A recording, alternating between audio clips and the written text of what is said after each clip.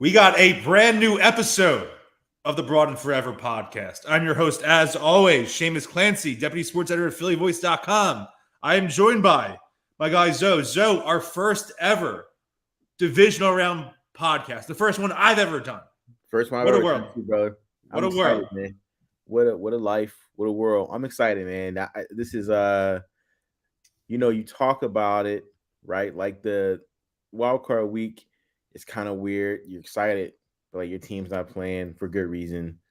But then you get to divisional week, and like everybody around here, you find out who you're playing, and then you find out it's a very hated divisional rival, and the shit just already rises to the top. It's Wednesday and people are already ready for everybody's ready. We're ready. Like they should play the game tomorrow night. Yeah, let's do Thursday night football for the playoffs. Like, I'm why ready not? for it. Yeah, It's Friday's gonna suck. yeah, Friday's gonna gonna really suck, man. And Gonna be Saturday mornings because it's the 8 o'clock game, right? It's the lead up all day. It's a shame throwing the Big J journalist card out there. I'll be at the Linc in the press box, but I did wish that Chiefs Jaguars was Sunday so I could Philly watch it from my couch rather than doing a lot of work things at once before the big game. Let's start with last weekend. We got it right. Yo, I mean, I think that's as good as you could ask for the opening. That really is for a wild card round. I think that my big takeaway was the cream rose to the top. I think that the game of the week was probably, I would say, probably Vikings Giants. The Vikings still had a chance to win that game.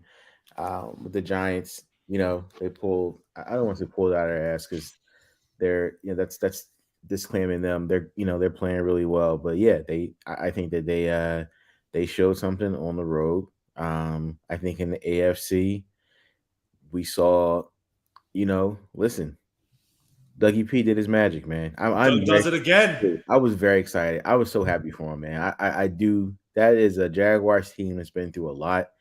Even before Doug got there, they've been questioned by their owner. They were questioned by the people who, the fans down there, and like for them to win. First, for them to make it to the playoffs in such dramatic, fashion, to win that game in ultra dramatic fashion. I mean, you couldn't write a better book. Everything after that is house money. Like they should be zero pressure on them. Nobody expects anything out of them. They, after last week, if they came out and lost by 2 touchdowns, no one would think less of them. They've had a great year. I was sick watching the game when it was 27-0. Yeah, me too. I didn't want them to go out like that. Yeah, no, not at all. So we're watching on the couch, me and Ashley. Today we're recording Wednesday early afternoon. Ashley's birthday. Happy birthday, Ashley! Happy birthday, Ash! So we're watching the game on Saturday night, and 27-0. I was like, I really want to turn this off, but I feel like I'm betraying Doug by turning it off. And she's like, for sure. No, she's like, just leave it on. I'll play on my phone. We don't need to watch TV. And I was like, all right, well, let's do it. I'll have another beer. I'm off. Right. Enjoy it, live it up. Let's see the last ride of Doug Peterson. And what makes it great I'm obviously a Doug P. Lloyd. I consider him in the life-changing legend factor for me specifically. Sure. Yep. That win will be known forever for coaching. It won't be known for the defense. It won't be known for Trevor Lawrence. It won't be known for Travis Etienne. But all those people certainly stepped up in the second half. 1,000%. But those coaching calls, the big balls, Doug, going out down the stretch like that. Oh, man. Couldn't be happier for the guy. And look, there's no sour grapes. No. I didn't think the Eagles should have fired Doug when it happened. I think if they kept Doug, they'd be in a really good position now. I think they'd be in a similar position if the talent roster was the same. Yeah. But sometimes change is best. Things were getting a little stale in the same way that Andy reinvented himself, needed that time off, that escape from Philadelphia and a rebirth somewhere else. I think that made sense for Doug, to say nothing of the job Nick Sirianni's done over the last 2 years. So no sour grapes, but I'm happy for our guy. I don't like to be, rooting for these other teams and, I have a dog in this fight, but Doug's a different animal to me. Totally. No, it's definitely, there's 100% a different feeling. Not a I'm rooting for them because it's a good story, but Doug has more than just deep roots here. He's a guy who, played here, coached here, helped us win a Super Bowl. It just feels way different. And I feel like, uh, I 100% agree. I think that there is, in our current world, the brain trust, the front office brain trust, they chose Carson Wentz over Doug. And like now in hindsight, we can say it's the wrong decision, but I guess in present time, they're like, look, we just invested $140 million into this kid. We got to see this through. And it turned out to be the wrong decision, but you take gambles like that all the time in sports. That's a part of business in any fashion. But I'm happy it worked out for both parties. The Eagles are where they are, Doug is where he is, and doesn't seem like there's sour grapes on either side. So, we're extremely excited about that. I'm sitting in the Linc press box on Sunday, January 1st. The Eagles just had deflating loss to the New Orleans Saints at home. And that was just when the Jaguars won a game. Yeah. They look like they're having a chance to win the division in the AFC South. Unthinkable just a month or so previously. Threw some scratch, plus 900 on an Eagles-Jag Super Bowl. So I have two futures still available for me right now. That's nuts. Super Bowl. That's nuts. Well, I threw another one in before last weekend. Right, so I took Eagles to beat Bengals. I got crazy odds on there. It was like plus 3,000. It didn't make any sense. Yeah, that's a little weird. It was weird. I got to look up to make sure. But then I have $10 to win 900 on an Eagles-Jag Super Bowl. That's the straight up matchup. Yeah, we talked about that before too. Yeah, and we talked previously my Bills-Eagles bet. That's $1,000. And then I threw some scratch on. My prediction before the postseason was started was Eagles-Bengals Super Bowl. And I'm not ready to back off that just yet.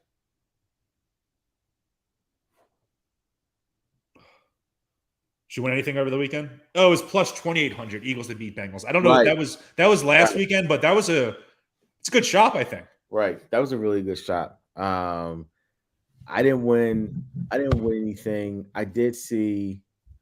Did I see anything interesting? I think a lot of people. I don't think any people won anything interesting. I think that I was mainly focused on fantasy John, which I came in top 20. My second roster came in top 17. Dude, it's tough, man. Our joint team is more Jaguars mode where we're going to look slow to begin with. Yeah, we're going to ramp it up. Yeah. Let's pick I'll put it in our notes. Let's pick our flex players this week. Our flex players. And you know what?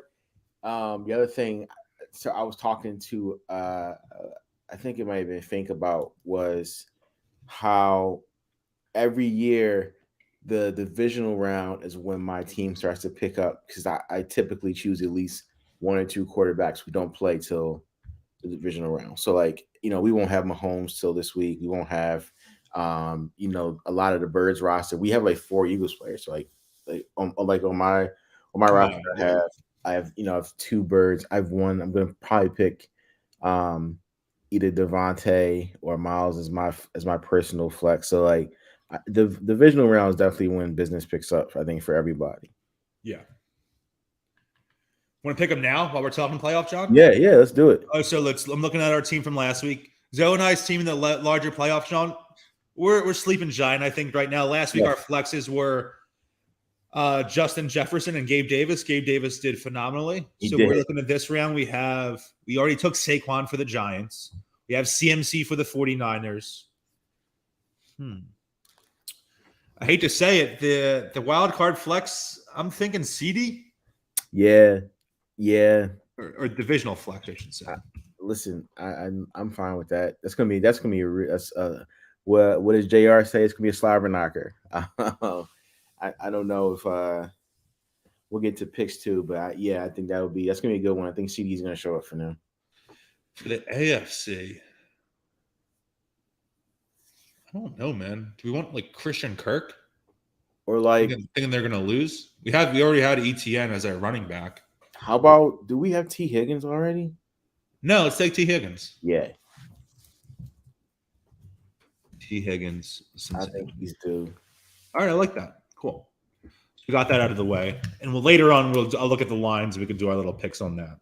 while we're on it too, what is your Jay Jetta's take?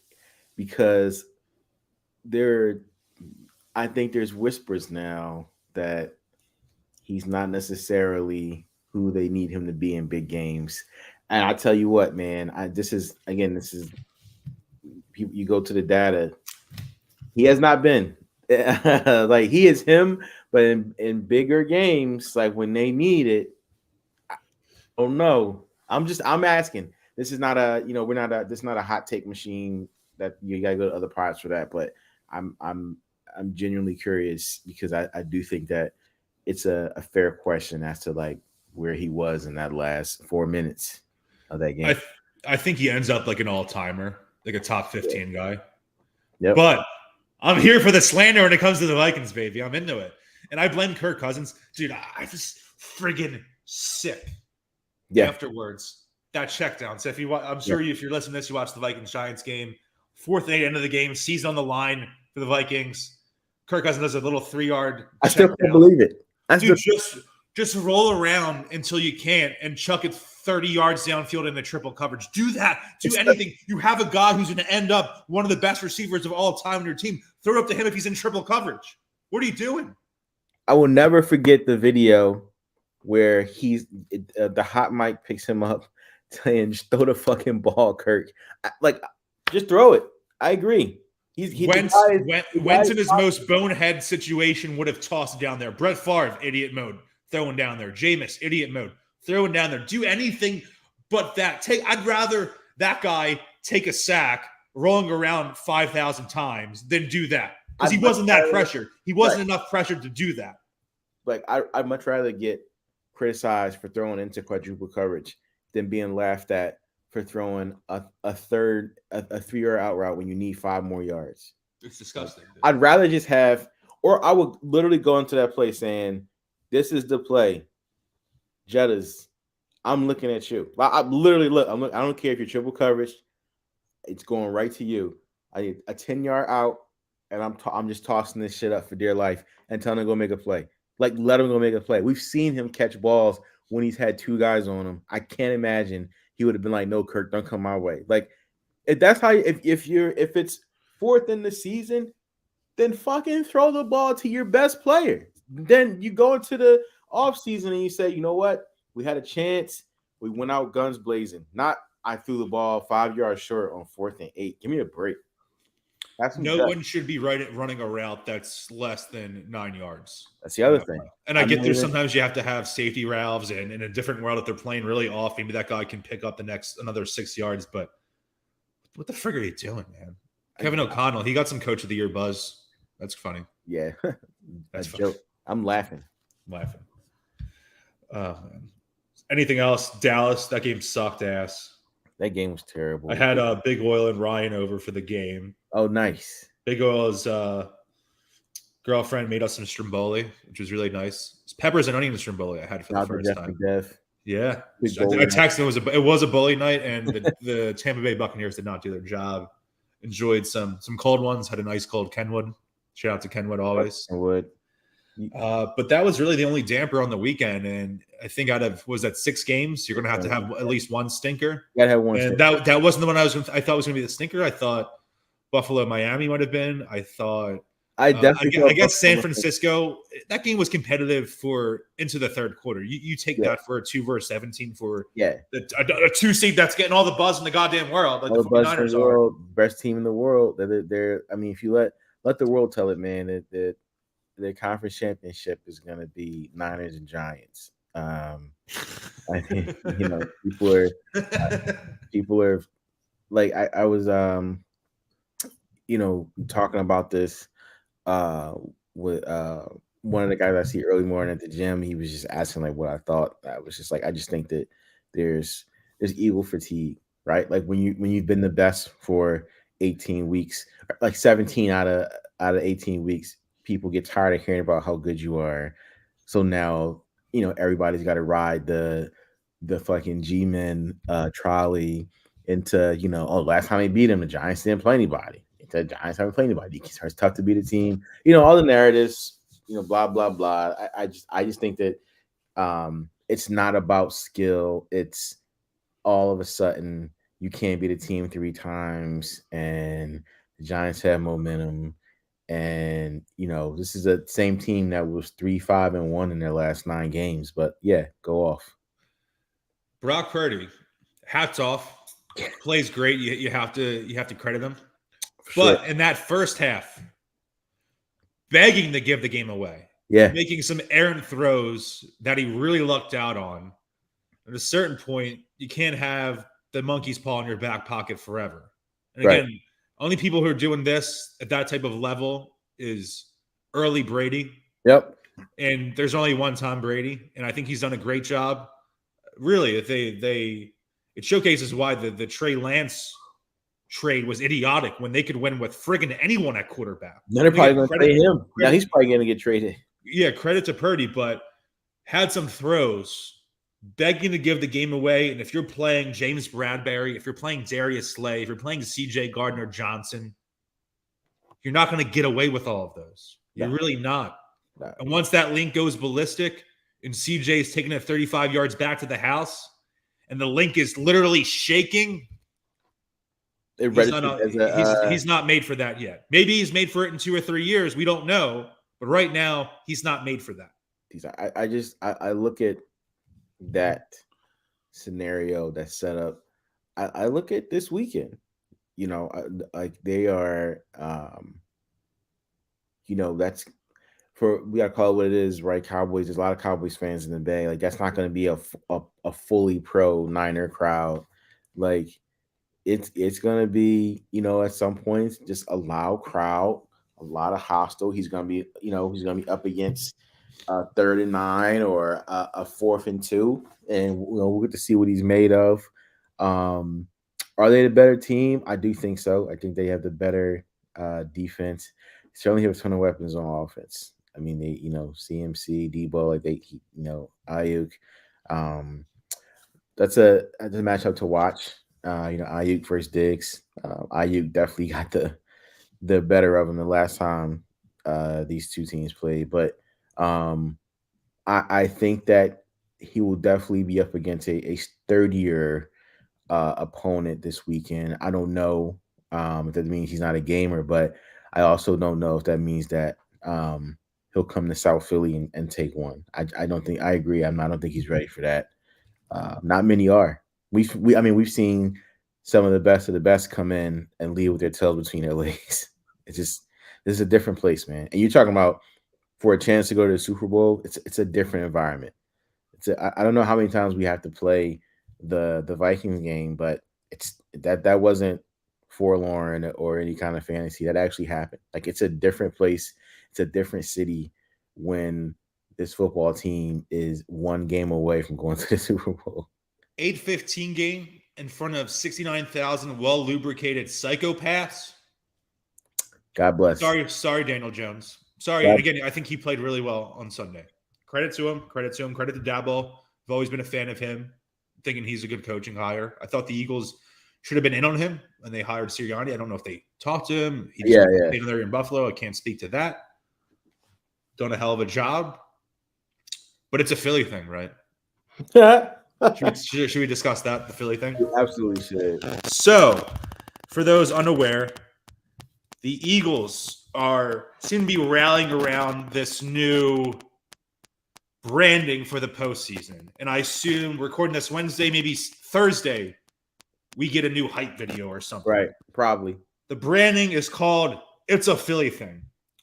And look, over the last couple of years, I think the Eagles marketing as a whole and their branding has gotten away from the grittiness, the Philadelphia-ness, the old school vibes. And I get it. Not that I don't love it. I think they wanted to be this national brand. They wanted to be Manchester United. They want to be the Yankees. They want to be the Cowboys, whatever. But the pendulum swung too far the other way to complete corniness. And really, it's a Philly thing. You're going to find a few freaks in life as more gung-ho and loves being from Philadelphia, the city itself, more than me. Really, I've refused to leave. I went to college here, went in the city, lived the city my whole life. Maybe Charlie Kelly level afraid to leave the city. But it's a Philly thing. That's a scalper t-shirt outside. That's an airport t-shirt. Yeah. That's something you buy at Acme. Yeah, it's definitely an Acme t-shirt. That's a Pensalkin Mart.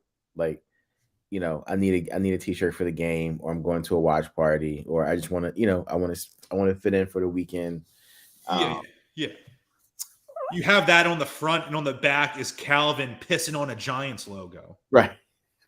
Exactly. I think that who does this connect with? And again, we might exist in like a Twitter echo chamber where everyone has this certain mindset and this certain cynicism, and I get that. But IRL worthy to me. I think we are for the most part, we're pretty much the market for it in terms of people think they know what we want to see. Like we're at the age group now where stuff is directed exactly toward us. And we have money now. Right, we got money now. Exactly. We're supposed to have discretionary funds to afford stuff like that. So I think that what you see is the idea of the transplants in this city who feel like they have to buy and get everything that says it's a Philly thing on it. You got to buy everything that says John Tastic or John of the Dead. Like it's a Philly John, and like, man, you don't like this. This shit has got to stop somewhere. Like the Boathouse Road jerseys were terrible. That was Galaxy Brain head ass shit. Right, Galaxy Brain, like fucking like just overthinking it. Like we asked for something that didn't include a Liberty Bell, and they went and put fucking Boathouse Row on jerseys because it's the same thing as this. Like it's the Eagles. Like all you don't have to overthink it, and they went and said it's a Philly thing, and unfortunately, we're gonna see. You go to the airport and there's going to be hundreds of people walking around the airport with hoodies that say it's a Philly thing on it. And they're going to get what they want regardless. It's just that like you said, our Instagram and Twitter echo chamber just echoes something way different. And I get, and to a degree, I appreciate them trying to harken back to a different style, to more of a hard-nosed, as I said previously, an old school vibe. And I think us, at least me specifically, knows at that age where Chip and Hinkie come to town, become kind of like an analytical kind of sports nerd guy. I was always kind of a sports nerd historian, but then I kind of went in on the stats and the models and stuff like that, even though I don't have a big math background. And I've switched back the other way because I think we went way too far in a lot of that shit and, horseshoe theory and shit. But it's a Philly thing. Like my dad wouldn't even like that, I don't think. Right. Like, and this feels like a thing targeting to someone who's in their mid-50s, season ticket holder, loves enjoying a couple cold ones at the game and tailgating and all of that stuff. It's a Philly thing. And I'd almost prefer wearing it. Yeah. If it was a knockoff t-shirt and it was kind of ironic, but when it's probably made by Fanatics, I would think. Probably not Nike, probably Fanatics, and it has the official logo on it. Yeah. It's a little dirty. It just feels wrong. It feels like we're mixing these things that shouldn't exist. And I don't know what the slogan should be. It could be the road runs through Philly. Something like that where that's really simple, and that's my first guess. And that plays up the Philly vibes, that plays up this mecca of anger for a sporting event. I was talking with someone earlier yesterday about, how do you view going to an Eagles game or a sporting event for football versus basketball versus hockey? And I can't even rank going to an Eagles game as a spectator, as a fan, not now. It's different now when I'm in the press box. Mm-hmm. But I never went to the Linc to watch football in that objective sense. I went there to mentally light myself on fire for 4 hours. Right. And I think that's what they're trying to channel, this energy, this rabid nature, the passion that oozes from this fan base and everyone that's there. And I understand that, but they just went with the most bland thing possible. And again, does this really matter? Are they going to not win the Super Bowl because their slogan was "It's a Philly thing" rather than the buck stops here or some other dumb shit. No. But what I loved about the 2017 team, amongst just winning the championship, there were all these fun vibes. You had the dreams and nightmares. You had this. You had that. You had it takes more than a man to win. When Carson went out, and us versus them. We all we got, we all we need. I loved that. I think it wants to be this, but it's just not. It's a Philly thing, and the social media presence. And I know some people that work for the team in communications and content. A lot of those people are really smart, really nice people. I don't think they're the ones who necessarily made this specific slogan, but it just, I don't know. This is what we're doing. We're appealing to the lowest common denominator, and I think there's a difference between trying to shine a light on a vibe of the fan base that's been cast aside, rather than doing this thing that's designed for, you buy it on the airport because you're coming to the city for the first time. You're like, oh, I got this. It's a Philly thing, sure. Right. What does it really mean? What is a Philly thing? I don't know. What I think about the Philly thing is a lot. Like it means I've killed and will kill again. It's a Philly thing. It's a Philly thing. It means yelling backdoor, dickhead. What a Philly thing is something different than what I associate with the Eagles. I don't know. And I'm just one guy, but I think I'm the target demographic. Again, different as a journalist now, but my vibes, my crew, the sickos I can see myself in with other people are the target demographic. And I'm left thinking, what the frig is this? They could have done a million different things. Yeah. And I think they settled for something that's just so boring. So boring. I think the other side of it is they're trying to, placate many parties at once. So, like you said, the older couple that has season tickets, the younger family, the dad who has 3 kids who's like, I want to get the kids a Eagles playoff, playoff here. And then there's like the other part of the, of the spectrum who, like we just talked about, folks who get into football or who get into sports when we're in, playoff season. Which is fine. I like when bandwagon fans happen. Yeah, people that I'm not a gatekeeper, but no. You're like you're saying, you're trying to be everything to everyone, right? And you're nothing to no one. It doesn't work, right? It should be like you can do that. You can do that and have a slogan that says "Leave it at the Linc." We all will understand what that meant. Like if you're just like leave it at the Linc, and on the back it says everything goes through us. That's your that's it. Yeah. And you can still placate everybody. You know what I mean? I just think that it was sometimes you can overthink stuff. As being someone who has continues to work in marketing and communications, you big end marketer, big end marketer. You do overthink this stuff all the time, and everybody's not going to be placated.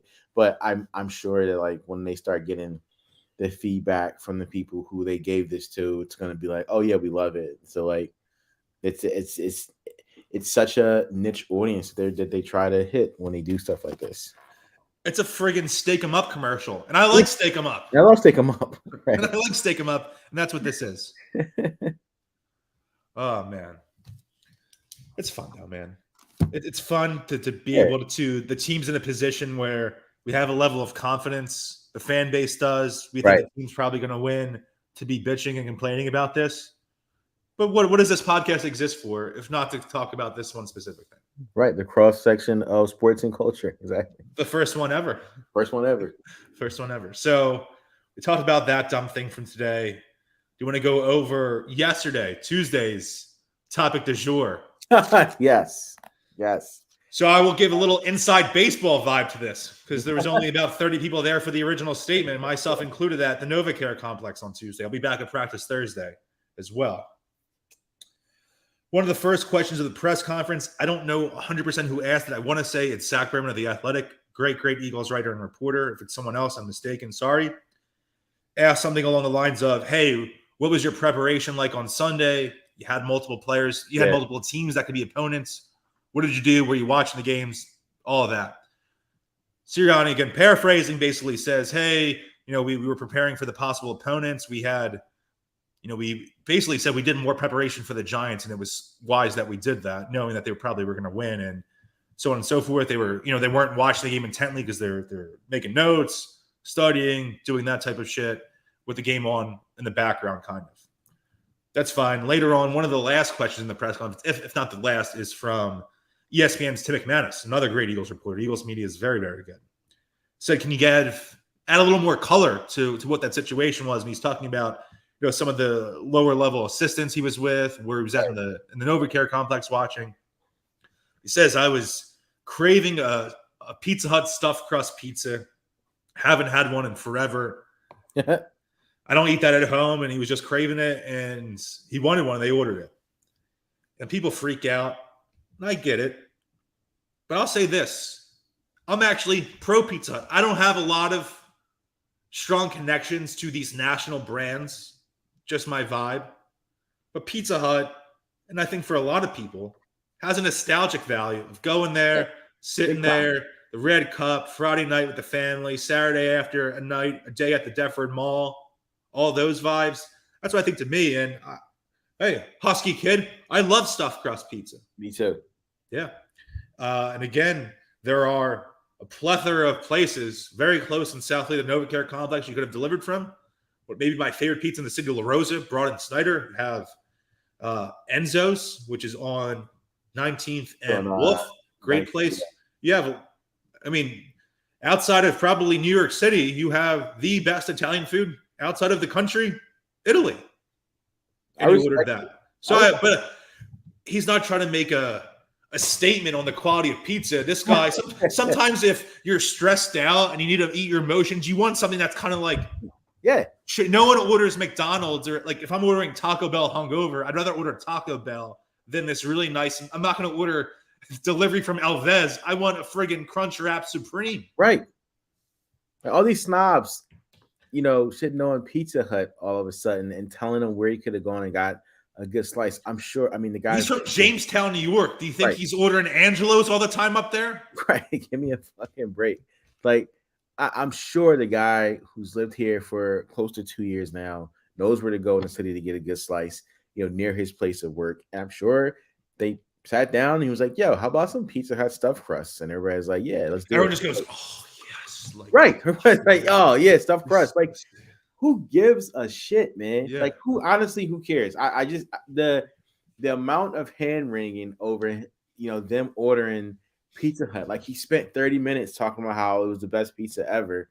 He just said we sat down and ordered Pizza Hut. They probably got 3 fucking 2-liter Cokes, 1 diet for the guy who asked for Diet Coke, and then like 4 pizzas or whatever, and said, let's enjoy our Pizza Hut and prepare for our playoff game. He's slugging that Pepsi, talking about his wife. His wife doesn't let him drink soda at home. That's I don't let him drink soda at home. I get a red cup. I don't get to drink soda at home. Yeah. Oh my god. And then, he gets pizza grease all over his "It's a Philly thing" hoodie.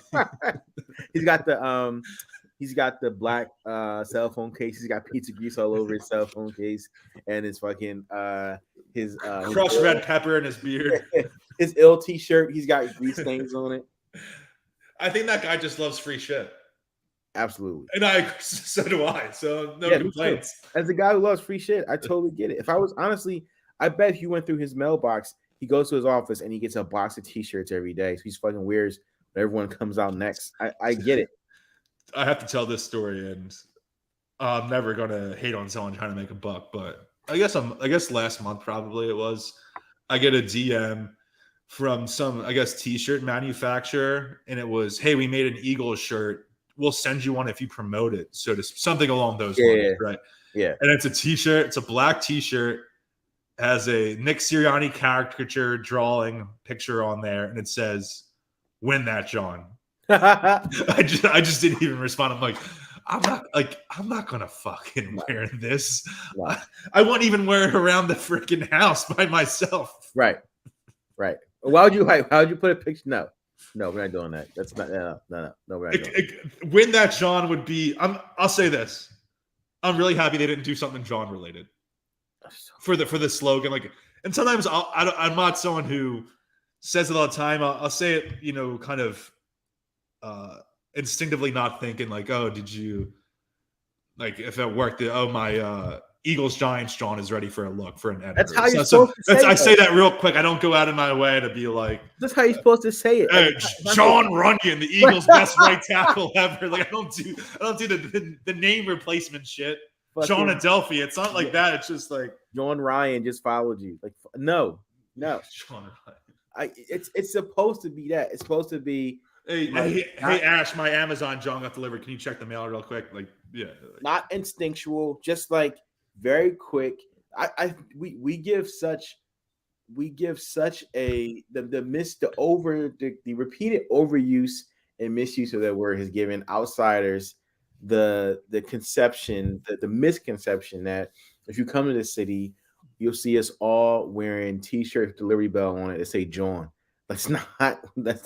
It's actually the easiest way to get robbed here. Like that's not like that's not what we do, that's just not what we wear and how we dress. And like people come out their house in normal clothing.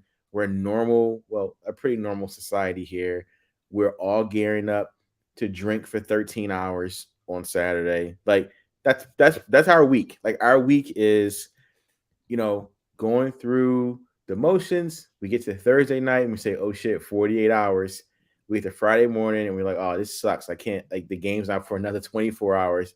And then Saturday morning comes and, shit tips off. And then 8:15 Saturday night, we turn into, different beasts. Like we're a very normal city. Bury me under the Linc, Jimmy Hoffa style. That should be the slogan. The back of the jersey is like Andy Reid and McNabb and all the players who never won shit, like letting me down into the grave for the last time. Corey Simon's holding one. my pallbearer, James Thrash. Do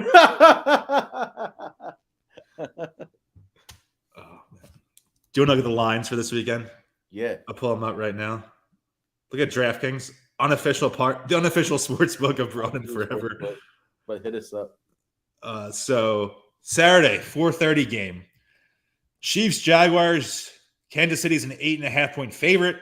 8:15 Saturday, the Giants, Eagles. Eagles currently 7.5-point favorites. Sunday at 3:00. Sunday's going to be great, man. Yeah. Bills currently 5-point favorites. And then the last game of the weekend, 6:30.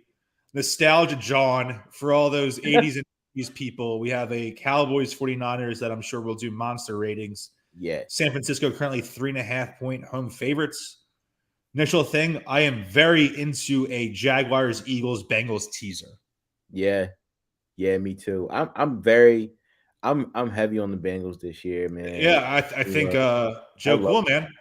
I love them, man. I love Joey B. I've loved him since he was at LSU. I think he's definitely got it. Like, and those two gunners he's got on either side of him.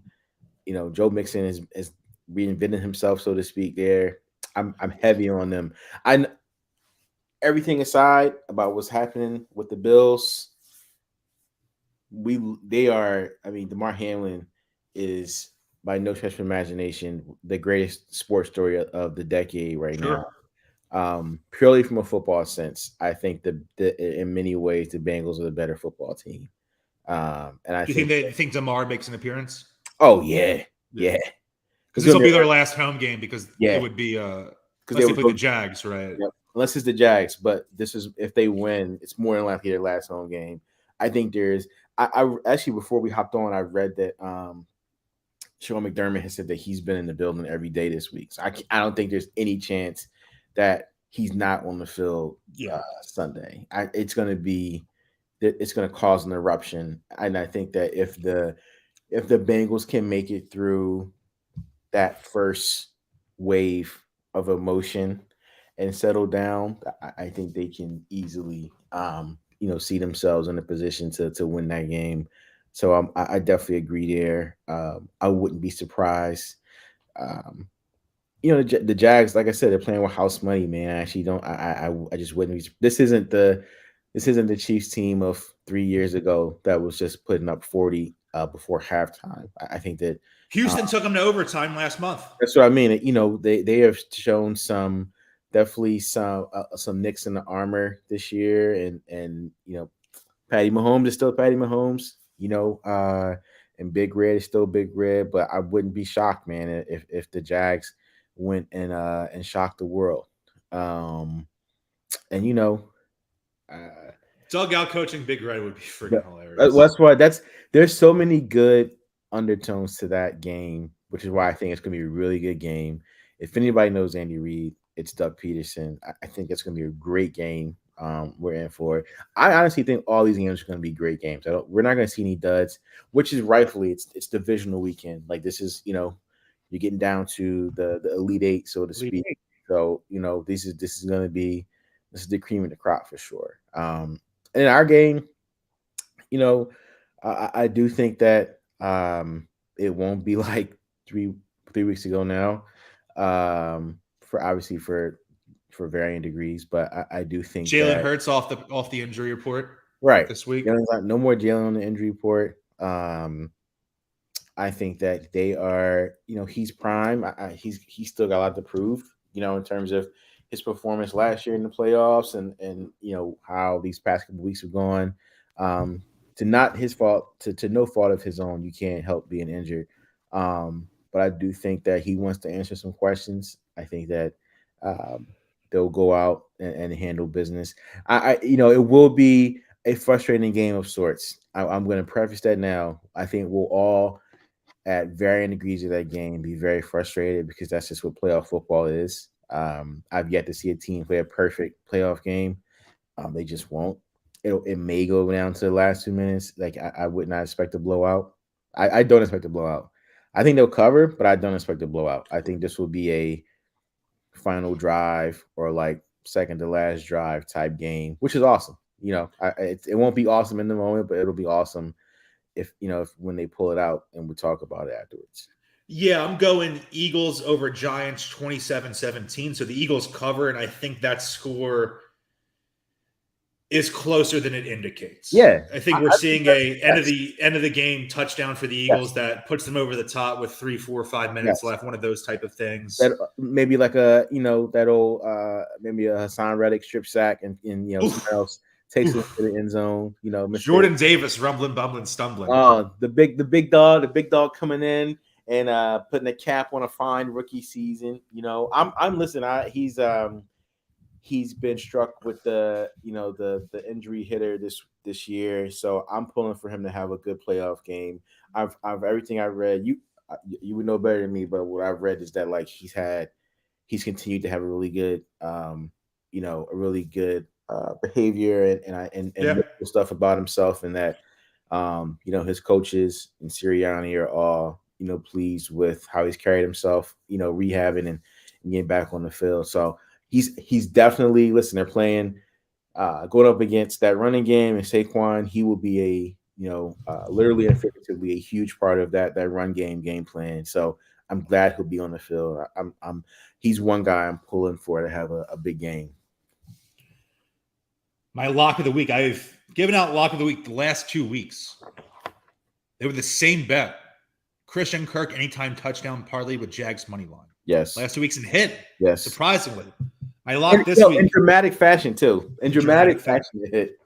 And these wagers aren't crazy parlays. They're not crazy high odds. Just giving you something realistic. So my lock this week is Boston Scott anytime touchdown parlayed with Eagles money line. Yep. Let's see what that runs you right now on DraftKings Sportsbook. I would tell that. I'm telling that. You telling that? Okay. We have and you know what? That is plus 450. Not bad. Wink Martindale, again, researching before he hopped on, Wink Martindale said that what else do you expect him to say? But they asked him specifically about Boston Scott being a giant killer. And he's like, his words was, I wouldn't call him a giant killer, but he's certainly someone we have to keep an eye on, which is like, that's what you expect a defensive coordinator to say. But it is very, very cool that a 5'8" running back is going to garner extra attention on Saturday. I think that's great. I love him. I think that him being, known as the giant killer and then the Giants being asked about it is just chef's kiss. I like him. And this isn't a lock of the week, but it's just a bet. Last touchdown scorer.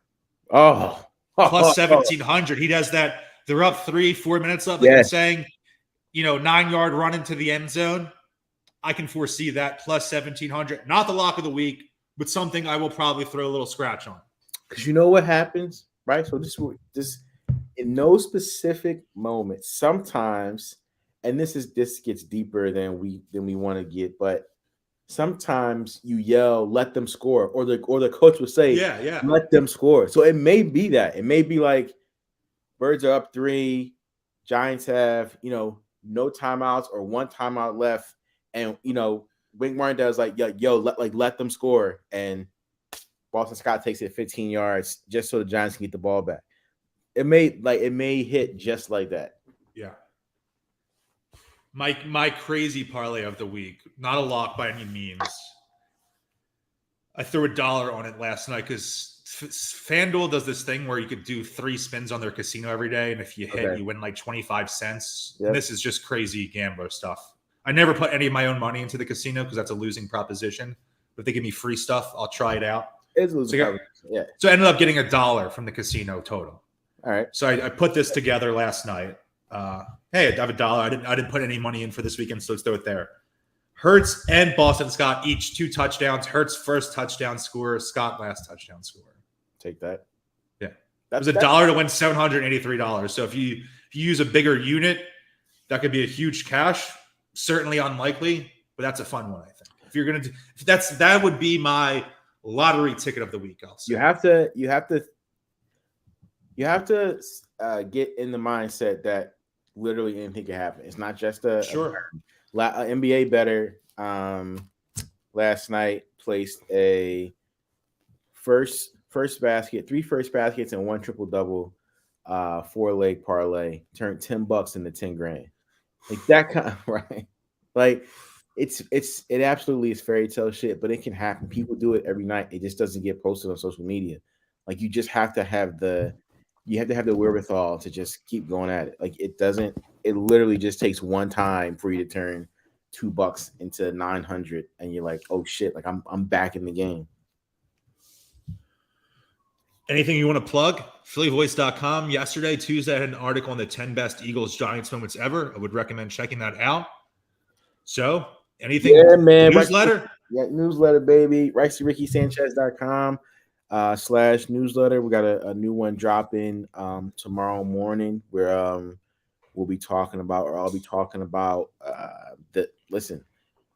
well, you saw the tweet, but the guys, man, 8-2 in their last 10. 12 games over 500, playing terrific basketball right now, 3-0 on their West Coast trip. Play a tough play Portland tomorrow and then a tough Sacramento team, but so far have beaten the Jazz, Lakers, and the Clippers. Like, what more can you ask for, dude? That the boys are definitely playing terrific basketball, which in turn is allowing us all to breathe a little, a sigh of relief and focus on Saturday night, knowing that our basketball team is finally doing what we all expected it to do. So it's a good week, man. A good week for hoops and football in this town, just like we all pray for. You follow us on Instagram, broad_and_forever. On Twitter, @broadandforever. Birds win. Maybe Sunday morning I'll do a little solo hit, and we get it really into things next week. Oh, baby. Maybe we'll not to let the cat out the bag, but all goes well. Maybe we'll try to go somewhere live next week for our. Yeah, maybe we could do something fun, do a little event. That'd be awesome. We'll do a little fun for the NFC Championship game. So I will plug our friends, City Pigeons. They are doing a live podcast on Thursday on the Parkway at the Federal Donuts there. Love all those guys. Love Federal Donuts, so check that out. And they will also be doing a big tailgate on Sunday. No competition amongst friends. So if you're down there and need to spot the tailgate, definitely recommend the City Pigeons one. I can't tailgate the way I used to, but I'll stop by there before games, say hi to my dad, my friends, and Meech and Fink and all of them, and Jesse if they're doing something. So looking for a spot at tailgate, would definitely recommend those guys this week. I might try to roll tomorrow. I haven't gone to the Federal on the Parkway. Me neither. But tomorrow might be a good opportunity if I can handle some business early. So shout out to the guys. Definitely check them out if you're down Saturday. And good luck to everybody. The city's going to be a mess. A beautiful mess. A beautiful, glorious mess. It's going to be nice and chilly. So dress warm. I might go Whitworth mode. Wear a hoodie underneath a nice blazer. I was going to say go Whitworth mode. wear a nice hoodie. Maybe some slacks. Wear your camp socks. Wear your it's a Philly thing. Yeah. Knit hat. Your It's a Philly knit hat. Your Fanatics Eagles gloves. If you order it now, it'll be here by Friday morning. Yeah, if you order it now, it could be here by next year's Super Bowl. Right. Order it now, and it'll be here by the time Amari's ready to start a quarterback for the Eagles. So, all right, that's it for us. Hopefully next weekend, for the sake of this podcast, for the sake of my job, we're talking about an Eagles win. Yes, Lord. Enjoy the weekend, everyone, bro. We'll talk soon. All right. Be good. Peace.